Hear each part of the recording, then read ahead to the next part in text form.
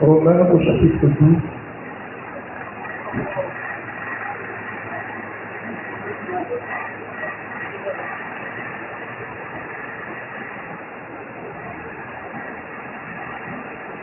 Ça fait du verset 1 jusqu'au verset 3, jusqu'au verset 2. Romains chapitre 12.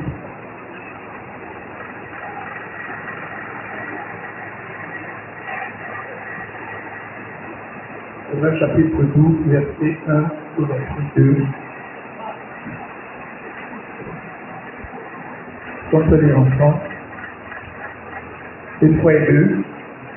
Je vous exhorte donc, frères, par les compassions de Dieu, à offrir vos corps comme un sacrifice vivant, saint, agréable à Dieu, ce qui sera de votre part un culte raisonnable.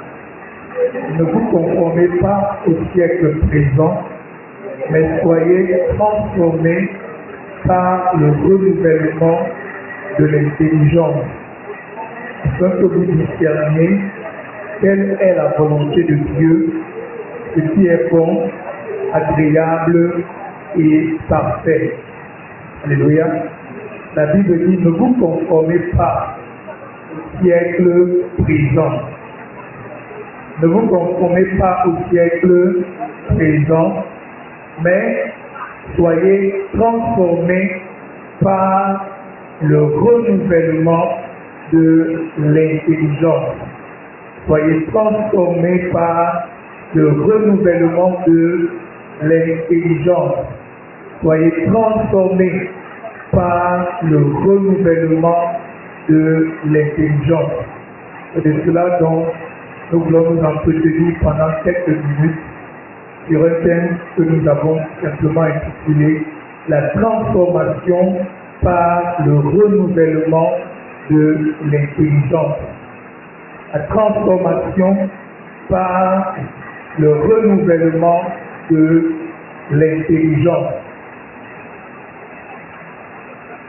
La Bible nous exhorte à être transformés par le renouvellement de l'intelligence. Le renouvellement de l'intelligence. Alléluia. Le renouvellement de l'intelligence. Le changement de notre manière de penser. Le changement de notre manière de voir. Le changement de notre manière de réfléchir, de raisonner. Et soyez transformés par le renouvellement de l'intelligence.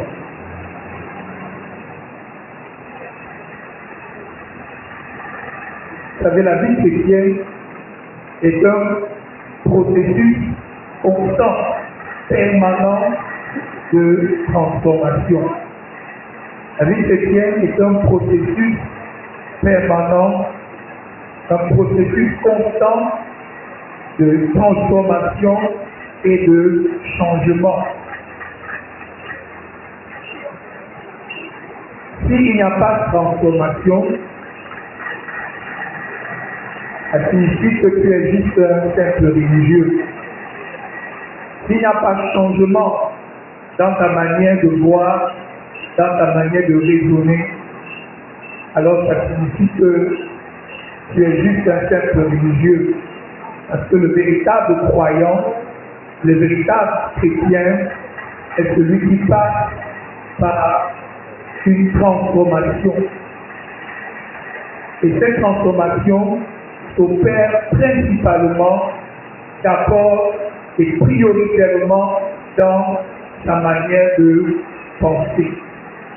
La transformation, le changement s'opère principalement au niveau d'abord de son intelligence. Alléluia. La transformation s'opère d'abord au niveau de mon intelligence.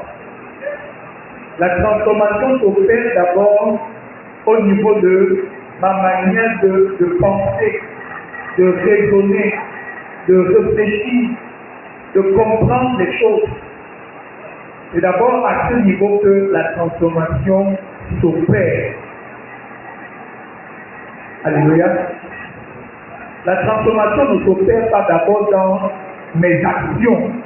La transformation s'opère d'abord dans ma manière de penser.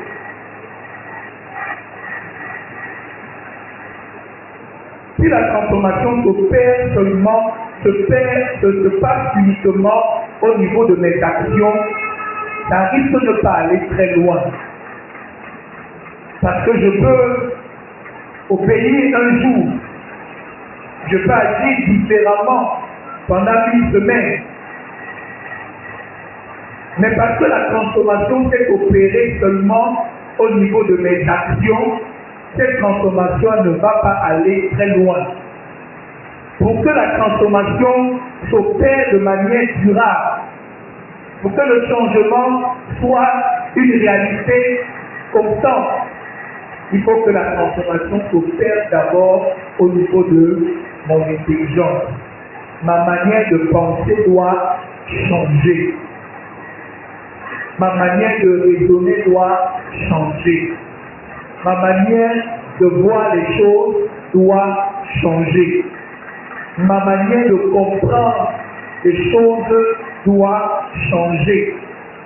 Ma manière d'analyser les situations, d'analyser les circonstances doit fondamentalement changer. Alléluia.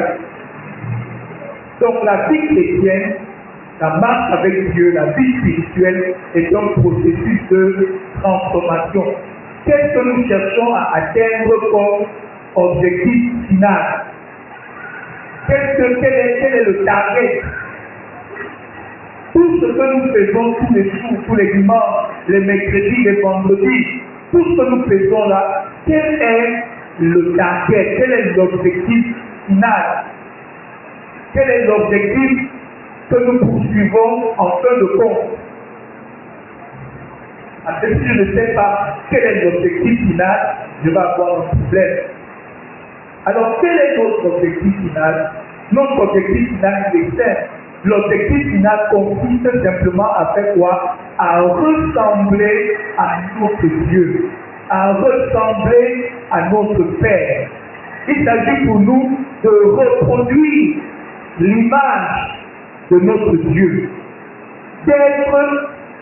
de devenir comme lui et d'agir comme lui. Voilà l'objectif final que nous sommes en train de poursuivre. Alléluia. L'objectif final, c'est la ressemblance à notre Dieu. C'est être comme lui, réfléchir comme lui, penser comme lui, parler comme lui, devenir comme lui, agir comme lui, opérer comme lui, raisonner comme lui. Voilà l'objectif final que nous sommes en train de poursuivre. C'est une ressemblance, c'est une conformité à l'image de Dieu. Mais cette ressemblance, pour qu'elle s'opère, il va falloir qu'on passe par un processus de transformation.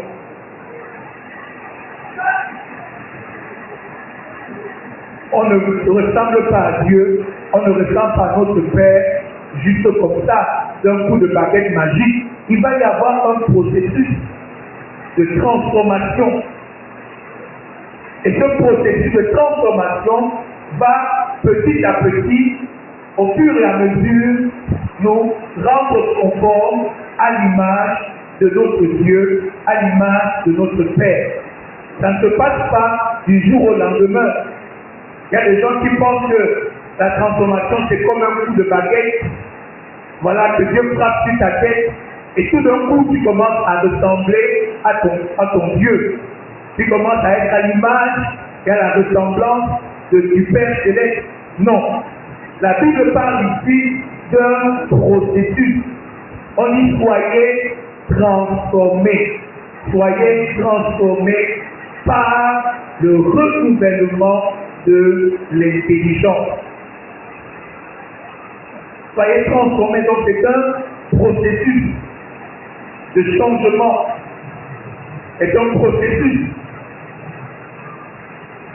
Et comme Dieu est un pédagogue, il va nous faire passer par ce processus. Alléluia. Alléluia. Malheureusement,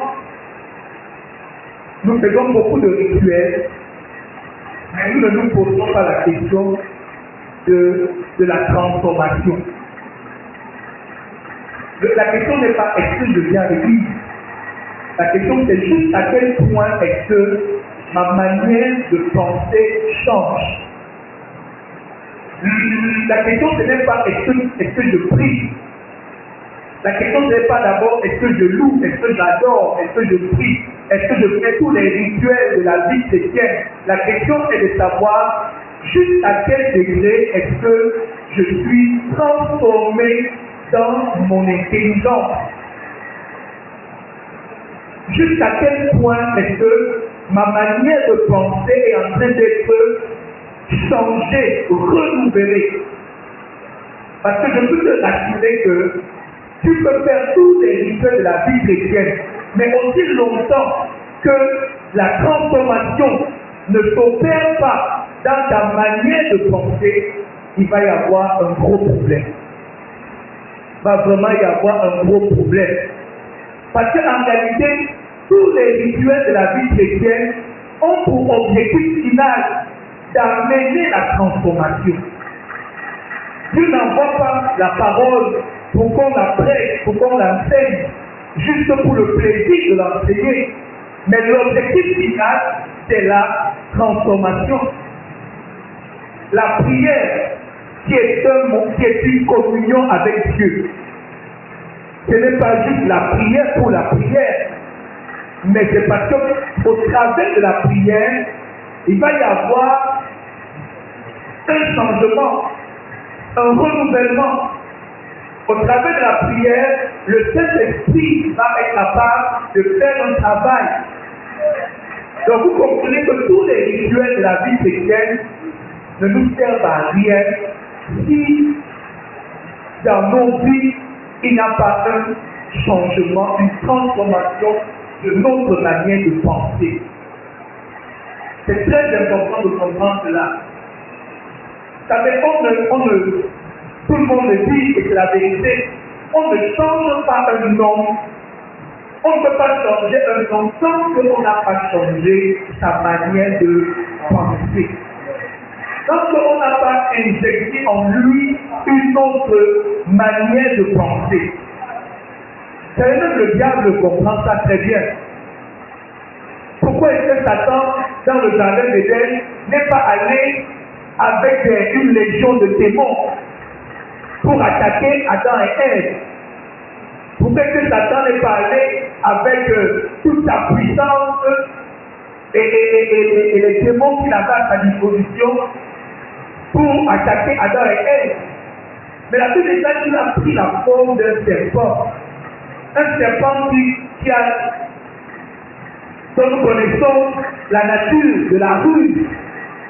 Et quand il est entré dans le jardin sous la forme d'un serpent, ce qu'il a fait principalement, il a injecté dans le cœur de Ève et d'Adam une autre pensée, une simple pensée. Il a injecté cela parce qu'il sait que l'homme, certes, c'est un être spirituel, mais Dieu a doté cet être spirituel d'une pensée, de la capacité de réfléchir, de raisonner, de l'intelligence. C'est Dieu qui a doté l'homme de cette capacité. Et Satan est arrivé et il a injecté dans le cœur d'Adam et Ève rien qu'une pensée. une pensée. Et l'intelligence de Adam et Ève a commencé à être corrompue. Ce qu'ils pensaient de Dieu, ce n'était plus ça. N'est-ce pas? Quand Dieu avait l'habitude de venir, ils allaient vers Dieu. Ils étaient contents d'être dans la présence de Dieu.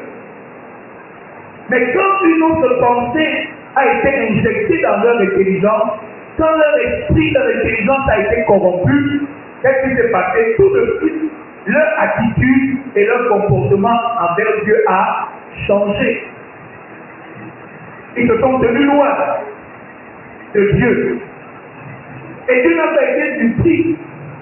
Et Dieu pose simplement la question de savoir, ils ont dit à Dieu, nous ne sommes plus. Qu'est-ce que Dieu leur a dit? Dieu leur a simplement demandé, qui vous a dit? Parce que Dieu savait qu'il y avait une autre pensée qui avait été injectée dans l'intelligence d'Adam et Ève. Ils avaient une autre manière de voir. Et d'où venait cette manière de voir? D'où venait cette manière de réfléchir, de raisonner? Ils étaient dans une confiance totale envers Dieu. Mais qu'est-ce que Satan fait? Satan vient semer une confiance. Vous comprenez que le diable n'a pas besoin forcément des démons, de l'esprit mauvais. On va le voir tout à l'heure. L'une des choses qui combat l'œuvre de Dieu et l'action de Dieu dans la vie des hommes, c'est ce qui se passe au niveau de leur intelligence et de leur pensée. Quand le diable a l'emprise sur la manière de penser d'un homme, quand l'ennemi a le contrôle, l'influence sur la manière de penser d'un homme, il tient cet homme en captivité. Il tient cet homme en captivité. Donc c'est très important de comprendre cela. Il y a beaucoup de termes qu'on utilise. Vous entendez souvent le terme, il y a des gens qui ont une certaine mentalité. Ta mentalité, c'est ta manière habituelle de penser. C'est ta mentalité, ta manière habituelle de réfléchir, de raisonner. Et cette mentalité-là, elle est établie en nous. C'est cette mentalité-là qui nous amène à analyser les situations d'une certaine manière. On va le voir tout à l'heure avec quelques exemples. Mais je vais d'abord vous montrer l'importance vraiment de la transformation, de ce que nous appelons la transformation mentale. L'outil principal par lequel Dieu travaille dans la vie d'un homme, c'est la transformation mentale, la transformation de l'intelligence, la transformation de la manière de penser, de voir, d'analyser, de réfléchir, de raisonner. Tant que cette manière-là de penser ne change pas, il y a encore un gros travail à faire. Ce n'est pas pour rien que Jésus a réagi violemment. Lorsque Pierre, on m'a dit tout à l'heure, lorsque Pierre vient dire à Jésus, tu dois pas aller à la croix. C'est que Pierre, Jésus lui a répondu, Jésus lui a dit, arrière de moi, Satan. Tu mets en scandale. Pourquoi? Parce que tu ne comprends pas les choses de Dieu, parce que tu n'as pas la compréhension, tu n'as pas l'intelligence spirituelle. Tu raisonnes comme un homme, tu penses comme un homme, tu n'as pas l'intelligence spirituelle. Tu ne comprends pas les choses du point de vue de Dieu. Tu n'analyses pas les choses selon Dieu et selon la parole de Dieu. Tu analyses les choses comme un homme qui a peur, un homme qui a peur de la souffrance. Parce que tu entends que Dieu va aller à la croix, la peur remplit ton cœur et tu commences à raisonner comme un simple homme. Mais tu ne vois pas, tu n'as pas l'intelligence spirituelle. Et Jésus a réagi violemment. Parce que Jésus savait l'importance, la transformation, du renouvellement de l'intelligence.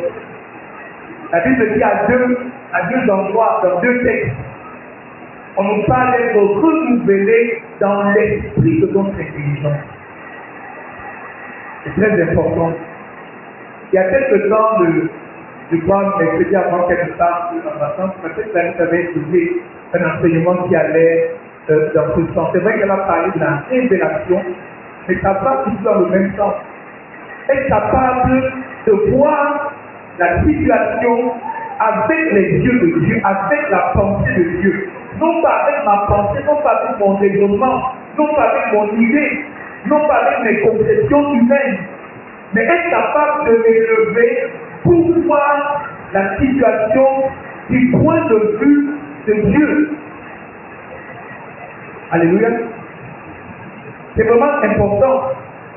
Dans le livre d'Ésaïe, chapitre 55, vous connaissez tout ce texte, où Dieu dit quelque chose de très clair. Il dit au peuple de Dieu, comme à Israël, on peut le lire au Ésaïe, chapitre 55, position ce texte.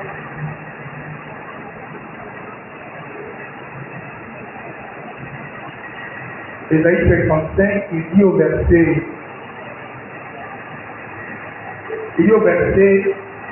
8, on peut commencer à partir du verset 7. Ésaïe 55 à partir du verset 7.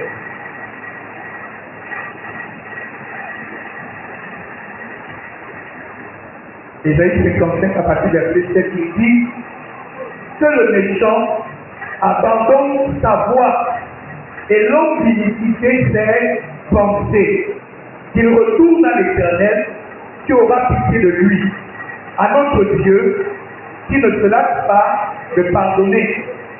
Car mes pensées ne sont pas vos pensées et vos voix ne sont pas mes voix. Tant que tu n'as pas encore compris ça, tu n'es pas prêt pour la transformation. Ce texte nous explique la nécessité de la transformation. Ce texte nous explique pourquoi la transformation est nécessaire et dans quel domaine cette transformation doit s'opérer. Parce que Dieu dit clairement que ses pensées à lui ne sont pas nos pensées à nous. Ses pensées et nos pensées sont diamétralement opposées. Alors comment est-il possible de marcher avec un Dieu dont les pensées sont contraires à tes pensées à toi? Comment tu peux marcher avec lui? Mais nous pensons que Dieu veut juste que tu l'adores, Dieu veut juste que tu le pries, Dieu veut juste que tu le serves. Non, Dieu veut d'abord principalement que ta manière de penser devienne ta manière à toi de penser. Dieu veut que ta manière de raisonner devienne ta manière de raisonner. Il dit mes pensées ne sont pas vos pensées et mes voix, c'est-à-dire ma manière d'agir, ma manière d'opérer et votre manière d'opérer sont diamétralement opposées. Frères et sœurs, je vais vous dire une chose. Tant qu'on n'a pas changé la manière de penser d'un chrétien, d'un homme, on ne peut pas avoir la garantie que cet homme va persévérer dans la foi. À beaucoup de chrétiens qui viennent dans l'église, est-ce que c'est parce qu'il est venu adorer un dimanche? Est-ce que c'est parce qu'il est venu louer un dimanche? Non, non, non. Mais on commence à être sûr quand la pensée, la manière de raisonner commence à être transformée et changée. Il dit, mes pensées ne sont pas vos pensées, mes voix ne sont pas vos voix. Autant les cieux sont élevés au-dessus de la terre, autant mes voix sont élevées au-dessus de vos voix, et mes pensées au-dessus de vos pensées. Alors comment on fait? Comment on fait? Les pensées de Dieu sont élevées, elles sont au-dessus. Sa manière de voir, sa manière de raisonner, sa manière d'agir est totalement, diamétralement opposée à la nôtre. Alors la transformation consiste donc à s'accorder avec Dieu. Au fur et à mesure de ma relation avec Dieu, quand quelqu'un dit je marche avec Dieu, c'est pas juste que je marche avec Dieu comme ça, non.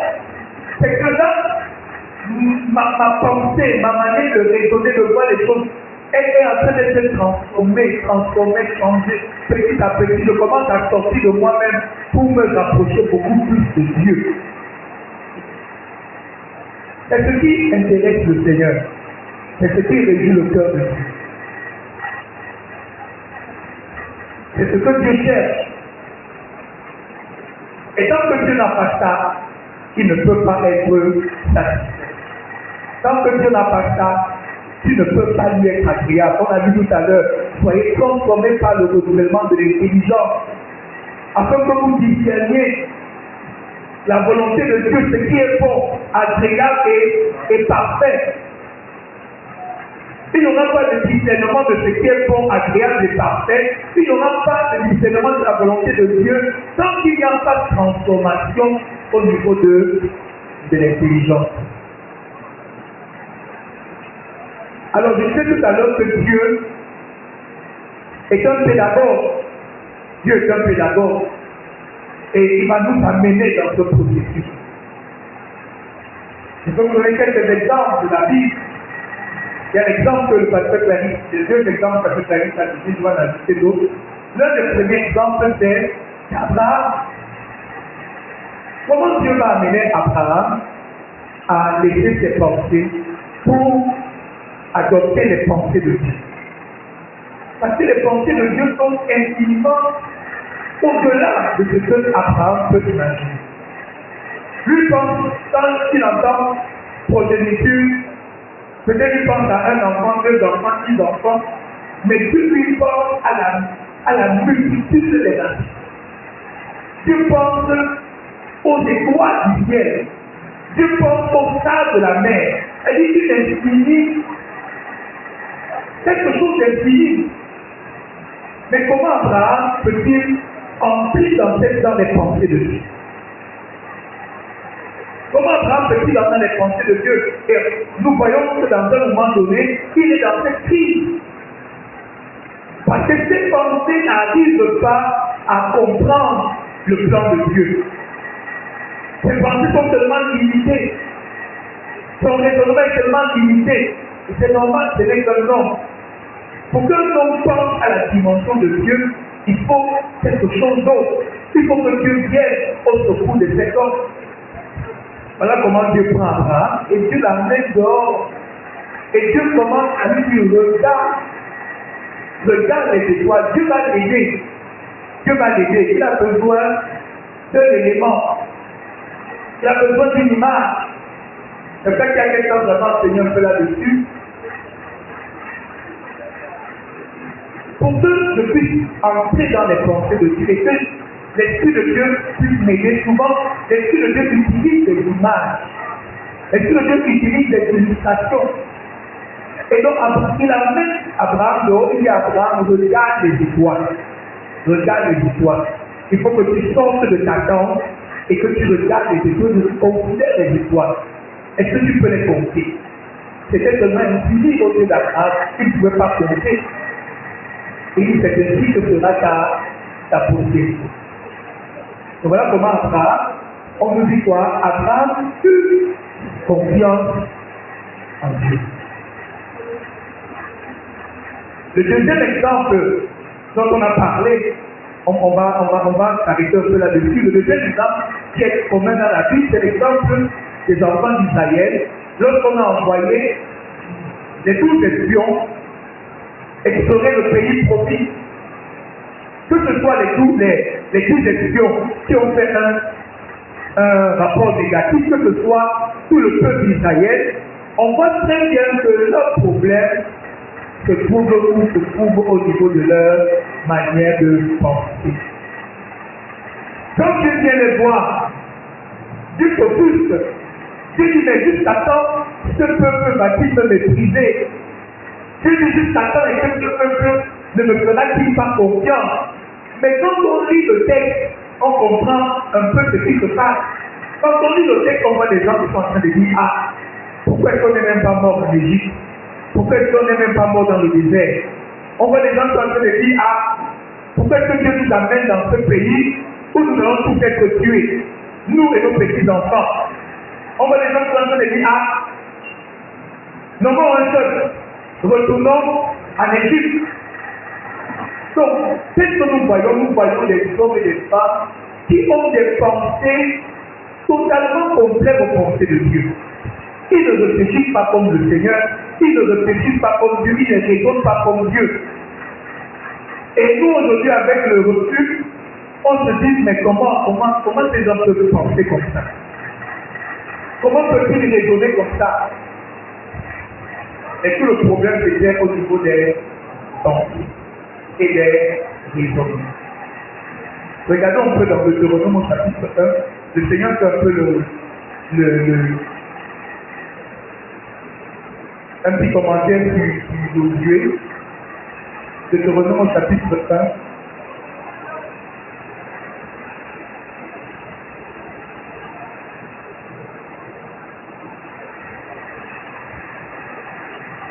Calais. Deutéronome chapitre 1 verset 36. Deutéronome chapitre 1 verset 36. Il dit, excepté Caleb, fils de Jephuné, il le verra lui, et je donnerai à lui et à ses enfants le pays sur lequel il a marché, parce qu'il a pleinement suivi la voie de l'Éternel. Et quand on voit ce que cela signifie, on voit que Josué et Caleb avaient un autre raisonnement. Josué et Caleb avaient une autre manière de voir la même situation. Deux groupes de personnes devant la même réalité, devant la même circonstance, mais deux attitudes différentes. Pourquoi? À cause de la manière de voir les choses. À cause de la manière de voir les choses. Ça peut paraître très simple, mais je vous assure, c'est l'une des clés fondamentales. Il y a des gens qui font beaucoup de belles choses, mais qui ne savent pas qu'ils peuvent être désagréables à Dieu juste par leur manière de raisonner. Juste par leur manière de penser. Les situations, les circonstances de leur vie. Il dit Josué et Caleb ont pleinement suivi ma voie. Les seuls qui m'ont été agréables, qui ont pensé comme moi, et qui ont suivi ma voie, c'est Josué et Caleb. Donc c'est très important de comprendre cela. Un autre exemple que nous voyons, je vous donne dedans pour montrer qu'à chaque fois, Dieu va utiliser certains éléments. Il va passer par des situations, il va passer par des circonstances. L'objectif du Seigneur, c'est le renouvellement, le changement de notre manière de voir. Pourquoi est-ce que Dieu envoie son peuple dans un pays où il y a des géants? Est-ce que tu ne sais pas qu'il y a des géants? Il sait qu'il y a des géants. Mais quel est l'objectif qu'il poursuit? C'est de voir si son peuple est en train de comprendre. C'est de voir si son peuple est en train d'être transformé dans sa manière de voir les choses, sa manière de raisonner. Nous parlons trop rapidement de la foi, laissez d'abord la foi, arriver à la foi après. Mais je vous montre que même avant d'arriver à la foi, il faut d'abord travailler au niveau du changement de la manière de penser.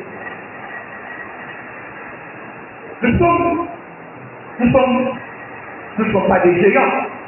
On est des hommes d'une taille normale. Mais Dieu nous envoie conquérir quelque chose qui dépasse nos capacités. Dieu nous envoie conquérir un pays qui dépasse nos forces. Qu'est-ce qu'il attend de nous? Pourquoi il nous met devant cette situation? Première chose, il faut qu'il nous habitue à sa manière de penser à lui. Il faut qu'il nous habitue à sa manière de voir les choses, de faire les choses. Nous voyons des géants, mais lui, il ne voit pas des géants. Nous voyons des ennemis qui vont nous détruire, mais lui, il ne voit pas des ennemis qui vont nous détruire. Donc il faut qu'il t'entraîne, il faut qu'il t'aide à apprendre à voir des choses comme lui, il les voit. Donc c'est un exercice, c'est un apprentissage, c'est une école, c'est un processus par lequel Dieu va nous faire passer. Parce qu'il faut qu'en finalité, tu apprennes à opérer comme Dieu, à voir comme lui voit et à agir comme lui agit. C'est pour ça qu'il nous met devant des défis. C'est pour ça qu'il nous met devant des challenges. C'est pour ça que souvent que l'explication, si je les passe, arrive. Parce qu'il faut comprendre. Il y a quelque chose que je sais.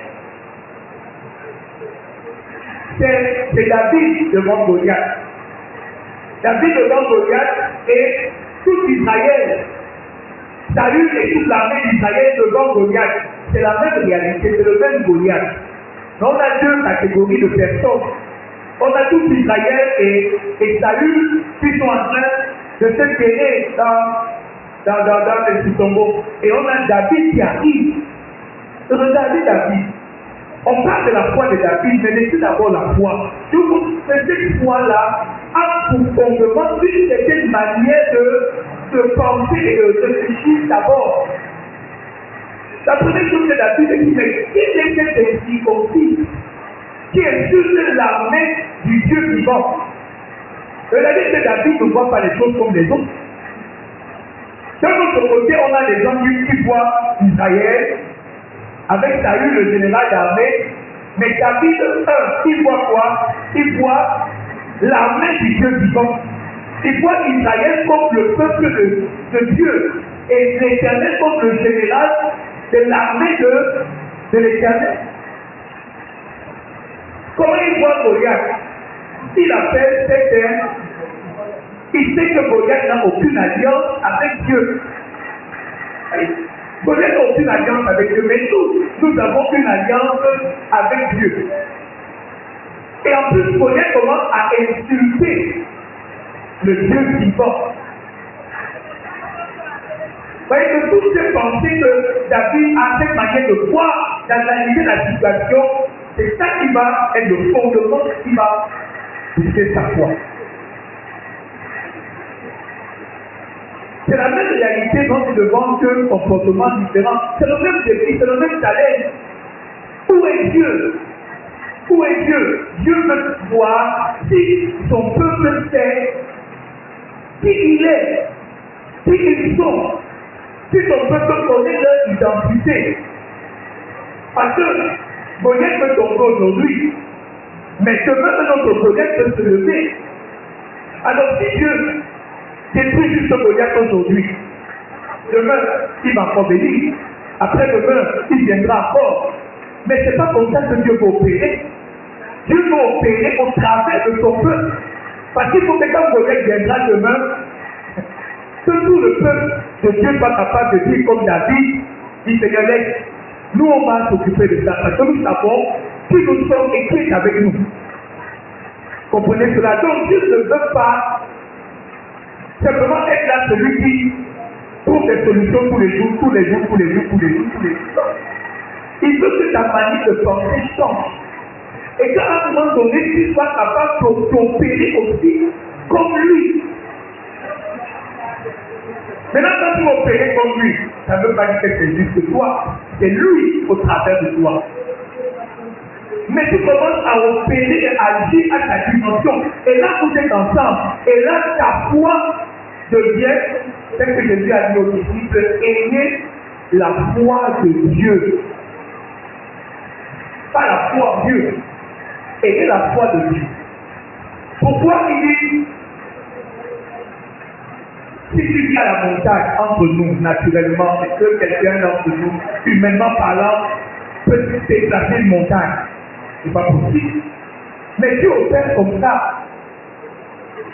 Et si tu vis à la montagne, et Jésus leur dit, ayez la foi de Dieu. Si vous avez la foi de Dieu, vous serez capable, pas Dieu, vous serez capable de dire à la montagne, ôte-toi de là, et elle va quitter de là. Parce que vous avez développé la foi de Dieu. Et développer cette foi de Dieu, là, je dis encore, ce n'est pas un coup de baguette magique. Ça commence par le renouvellement de la manière de penser, de raisonner, de réfléchir selon Dieu, et non plus selon nous, et non plus selon nous-mêmes. Un autre exemple que nous avons dans la Bible qui est intéressant, c'est Jésus avec les disciples. Un jour, Jésus arrive, les gens sont dans le désert, ils ont marché pendant, ils ont pris le séminaire pendant 3 jours. Et dans le désert, ils n'ont plus à manger. Et Jésus dit à ses disciples, donnez-leur vous-même à manger. Et les disciples viennent voir Jésus en disant, mais nous n'avons que 3 pains et 2 poissons. Qu'est-ce que ça peut faire pour une aussi grande foule? Mais Jésus leur a quand même dit quoi? Donnez-leur vous-même à. Et la Bible nous précise dans Jean que Jésus savait ce qu'il allait faire. Il était simplement en train de les éprouver. Il était simplement en train de les tester.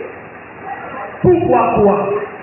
Est-ce qu'ils sont en train de comprendre? Est-ce qu'ils sont en train de saisir? Est-ce qu'ils sont en train de grandir? Est-ce qu'ils sont en train d'opérer comme ils me voient opérer? Ou est-ce qu'ils sont encore des enfants? Ou est-ce que leur intelligence est encore une intelligence juste naturelle? Je vais voir comment ils vont faire. Ils ont que 2 pains et 3 poissons. Je vais les tester, je vais les découvrir. Comment ils vont s'y prendre?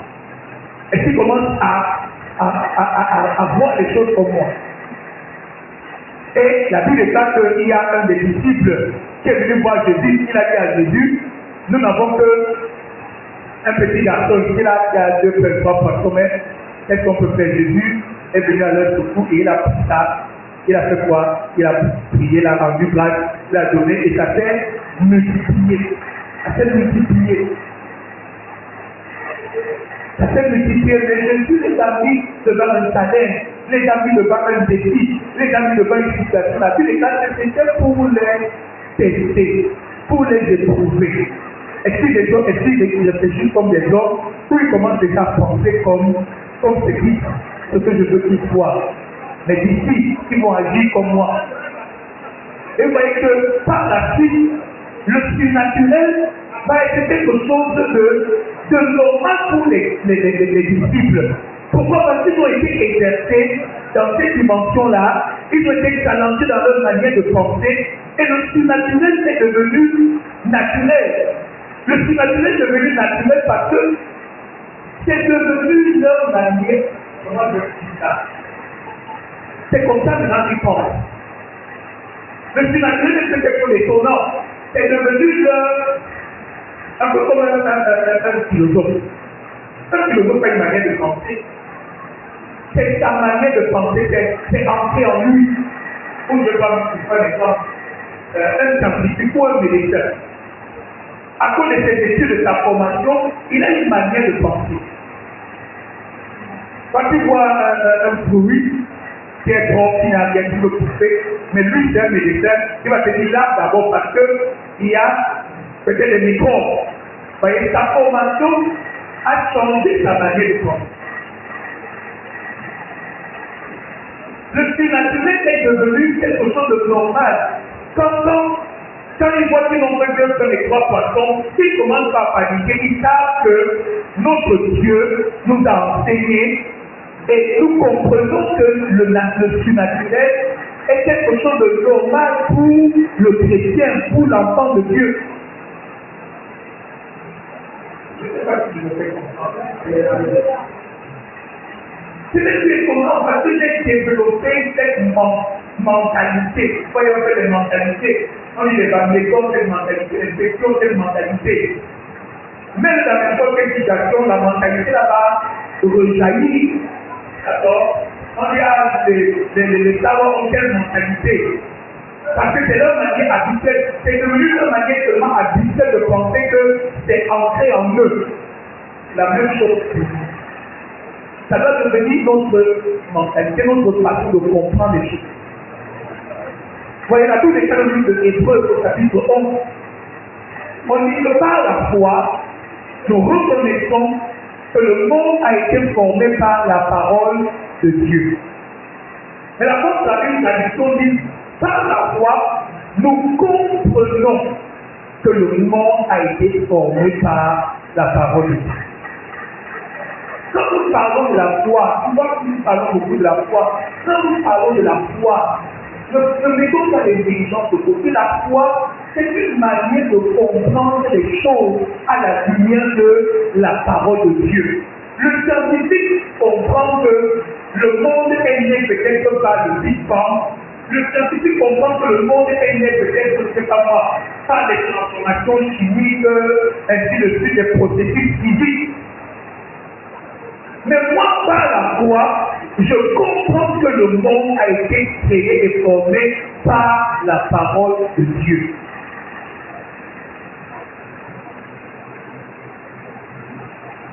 La foi, c'est une manière de comprendre les choses. Arrêter de la foi, c'est une manière de comprendre les choses. La foi, c'est comprendre les réalités et les circonstances selon Dieu et selon sa parole.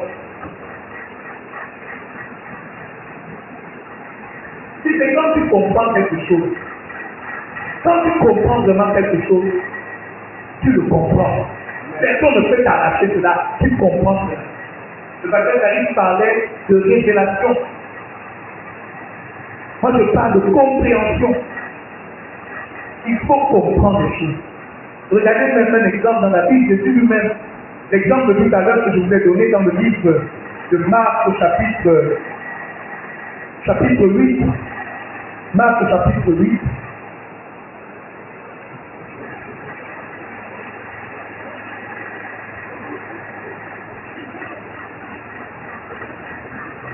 Marc au chapitre 8.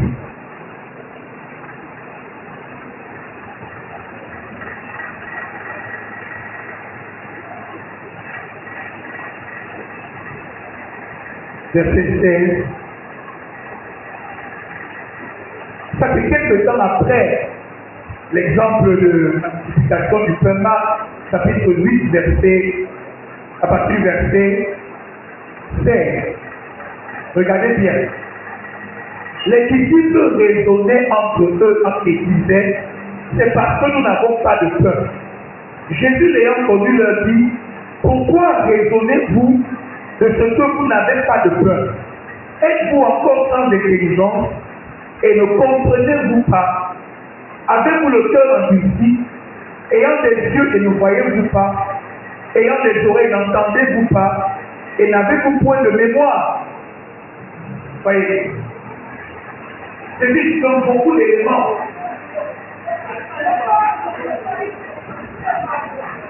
Si tous sont liés à notre compréhension, qu'est-ce qu'il a dit tout à l'heure? N'avez-vous pas de mémoire? On commence par la peur. N'avez-vous pas de mémoire? Donc la mémoire aussi entre dans l'élément de la foi. Pour construire la foi, il faut la mémoire. Il y a des choses qui doivent être dans tes pensées, que tu ne dois pas oublier. C'est là dans ta mémoire. Et c'est pour ça qu'il y a eu plusieurs multiplications des peurs. Parce qu'il faut que Jésus me garde une certaine mémoire des choses. Comme David a dit, c'est ce qu'il dit, le Dieu qui m'a délivré hier de la patte de l'ours et du lion de l'Israël, il a une mémoire. Une mémoire. Alors s'il y a un événement, une situation qui arrive aujourd'hui, ça s'appelle le feedback. C'est la mémoire que tu as par rapport à la manière d'agir, d'opérer de Dieu. Rien que ça. Je donne déjà un bout par rapport à Dieu. N'avez-vous pas de mémoire? Il a dit quand j'ai rempli les pleins pour les 5000 hommes, combien de paniers pleins de morceaux avez-vous emporté? Quand j'ai rempli ceci, il a dit, ne comprenez-vous pas encore, verset 21, ne comprenez-vous pas encore. Mais la foi, c'est une manière de comprendre les choses. Dieu veut que tu comprennes. Il y a une leçon, des enseignements, une sagesse qui veut t'inculquer. Il ne veut plus que tu vois les choses comme tu les vois selon un homme, mais que tu commences à les voir selon Dieu. En d'autres termes, Jésus veut qu'il comprenne que Dieu fait les 3 poissons ne peut pas empêcher un miracle d'opérer, une multiplication de s'opérer. Donc Dieu fait les 3 poissons. Alors toi aussi, tu développes une mentalité. On a besoin de te dire, je commence le mois, je n'ai pas assez, qu'est-ce que je fais? Je commence, non. Il y a une mentalité que tu dois avoir en toi. La mentalité de la foi. Il y a une manière de penser que tu dois avoir en toi.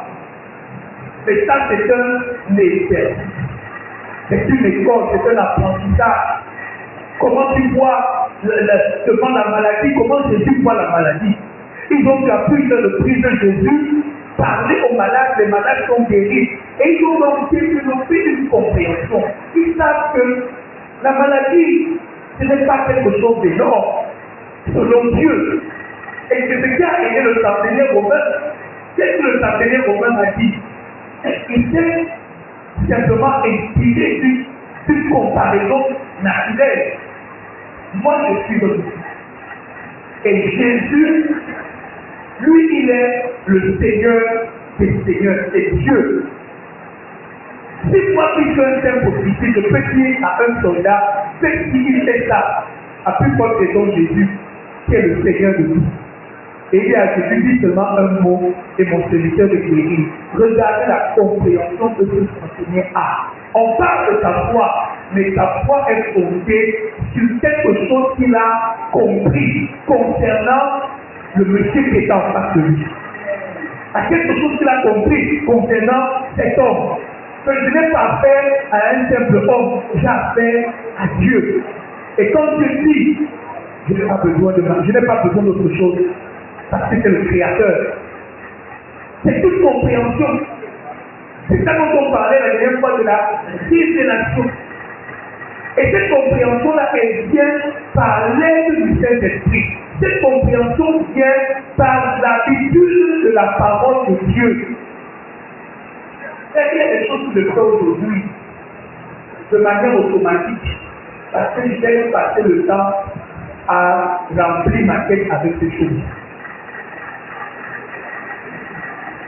Remplir ma tête avec ces choses. Aujourd'hui, ça devient comme une seconde nature. Ça devient comme quelque chose d'automatique. C'est parce que j'ai pris le temps. C'est pourquoi on dit que tu dois prendre le temps avec cette Bible. Tu vas prendre le temps avec cette parole. Tu vas commencer à faire la science de Dieu. Tu vas commencer à faire la médecine de Dieu à la lumière de cette parole. Comment tu fais la médecine de Dieu? C'est en regardant comment Jésus guérissait. En regardant comment Jésus faisait pour guérir les malades. Ça, c'est la médecine de Dieu. Et tu commences à renouveler ton intelligence avec tout ce qu'il enseigne. Vous croyez que les disciples ont fait quelque chose de différent de ce qu'ils voyaient Jésus faire? Non, ils ont fait ce que Jésus faisait. Ils ont vu comment Jésus traitait les malades, la maladie. Ils ont vu comment Jésus traitait les démons. Et ils ont commencé à opérer dans la même dimension. Ils ont compris. Ils ont commencé à avoir une intelligence spirituelle. Une intelligence spirituelle. Est-ce que c'est un homme qui a le pouvoir de ta vie? Est-ce qu'on ne peut pas avoir le pouvoir de ta vie? Tu connais, tu comprends. Quand nous parlons de la puissance de la parole de Dieu, ce n'est pas juste parce que j'ai envie de dire que la parole de Dieu est puissante. Non, je vois, je sais, je comprends que ce monde a été formé par la parole de Dieu. Et que Dieu, je le vois opérer par la parole. Il envoie la parole. C'est ça sa science. Dieu n'est pas en train de faire des manipulations chimiques dans des éprouvettes. Dieu parle. Et quand je commence à comprendre cela, la parole de Dieu devient pour moi un outil très puissant. Mais il faut qu'il y ait ce renouvellement de l'intelligence. Un changement dans ma manière de penser, point par point, par rapport à ma vie, mon avenir, ma santé, tous les domaines de la vie de l'homme sont ici. Dieu dit dans Proverbe, j'ai mis, quand Dieu appelait Josué, il a donné une seule chose, il prend mon livre. Prends mon livre. fais quoi? Médite-le jour et nuit. Dans mon livre, c'est tout. Parce que dans mon livre, si ça c'est ma géographie, ça c'est ma médecine, ça c'est ma biologie, ça c'est tout. Ça c'est ma science. Médite ça jour et nuit. Et tu auras du succès et tu vas voir un impact, tu vas voir des résultats. Mais nous voulons chanter. Je n'ai pas dit que c'est mauvais de chanter. Chante, mais renouvelle ta manière de penser. Alléluia. Viens à l'église, mais tout ce que tu fais, même les chants, les chants de un message. Quand je chante, en fait, je suis en train de changer ma pensée. Je ne chante pas juste parce que c'est une mélodie ou c'est parce que c'est. Non! Le chant m'aide à changer ma manière. Donc voilà un peu ce que je voulais partager avec vous ce soir. La transformation par le renouvellement de l'intelligence. C'était qu'il n'y avait pas d'ordre dans mon enseignement, mais je voulais simplement nous montrer quelques exemples ce soir. Dieu veut que tu changes ta manière de voir les choses. Arrête de penser juste comme un simple homme, de raisonner comme un homme, de concevoir les choses comme un homme, d'analyser comme un homme. Fais comme Pierre, il a dit sur ta parole. C'est ça le mot d'ordre du croyant. Sur ta parole, sur ta parole, sur ta parole, je jetterai le filet.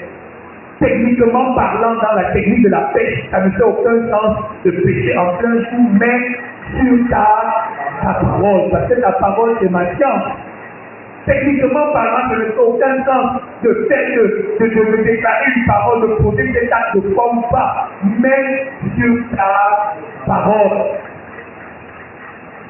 Donc il faut que tu commences à t'habituer à raisonner et à penser sur ta parole. Amen. Nous allons bénir le Seigneur pour sa parole ce soir. Il est merci. Et prier vraiment que Dieu nous ouvre de l'intelligence. Que Dieu nous donne la grâce vraiment de renouveler notre intelligence au travers de sa parole. Que nous sommes des hommes, des femmes transformés par la parole du Seigneur. Prions au nom de Jésus.